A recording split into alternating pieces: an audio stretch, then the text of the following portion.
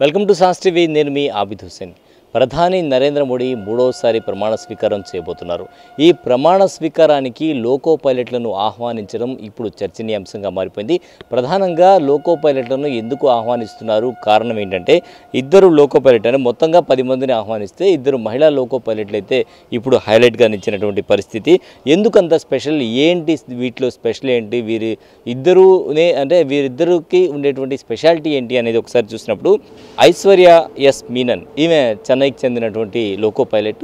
So 2 లక్షల గంటలకు పైగా వందే భారత్ ఎక్స్ప్రెస్ని నడిపినటువంటి చరిత్ర ఆమె సొంతం అన్నమాట. దానివల్లే ఈమెకు మహిళా లోకో పైలట్కు ఇప్పుడు ప్రధాని నుంచి ఆహ్వానం అందింది. అంతేకాకుండా వందే భారత్ ఎక్స్ప్రెస్, జనశతాబ్ది సహా ఇప్పటి వరకు తన కెరీర్లో 2 లక్షల గంటలకు పైగా ట్రైన్ నడిపినటువంటి రికార్డ్ అయితే ఆమె సొంతం అనమాట. సో మొత్తంగా అన్ని ట్రైన్లు కలిపి 2 లక్షల గంటలకు పైగా ఆమె నడిపారు. అందువల్లే ఆమె ప్రత్యేకంగా నిలిచారు. అలాగే చెన్నై, విజయవాడ, చెన్నై, కోయంబత్తూరు వందే భారత్ రైళ్లు ప్రవేశపెట్టినప్పటి నుంచి ఆమె ఈ వందే భారత్ రైళ్లకు నడుపుతున్నారు.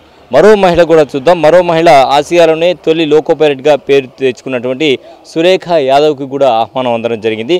ఈమె అయితే 1988లో బాధ్యతలు చేపట్టారు. అప్పటి నుంచి లోకో పైలట్గా బాధ్యతలు నిర్వహిస్తున్నారు. తొలి మహిళా లోకో పైలట్గా కూడా ఈమె రికార్డు సృష్టించడం జరిగింది. వీరిద్దరితో పాటు మొత్తం 10 మంది లోకో పైలట్స్కు ఆహ్వానం అందింది, మరి ఇతరులకు కూడా ఆహ్వానం అందింది. సో మొత్తానికి వీరిద్దరు లోకో పైలట్స్ అయితే ఇప్పుడు చర్చనీయాంశంగా మారిపోయారు. ఒకరైతే 2 లక్షల గంటలకు పైగా ట్రైన్ నడిపినటువంటి అనుభవం, మరొకరైతే ఆసియాలోనే తొలి మహిళా లోకో పైలట్ అనమాట.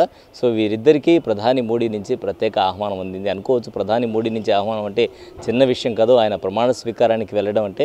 సో అటువంటి అరుదైనటువంటి అవకాశాన్ని వీరిద్దరు మహిళలు దక్కించుకున్నారు తమ ప్రతిభ ద్వారా. ఎందుకంటే విధులకు రెగ్యులర్గా హాజరవడం, ఇటువంటి కార్యక్రమాలు చేయడం ద్వారా వీరు మంచి ఘనతనైతే సాధించారని చెప్పొచ్చు. ఆ ఘనతే ఈరోజు వారికి ప్రధాని ప్రమాణ స్వీకారానికి ఆహ్వానించే విధంగా చేసిందని చెప్పి చెప్పొచ్చు. కెమెరామెన్ అహ్మద్తో హుసేన్, సాస్ టీవీ, నెల్లూరు.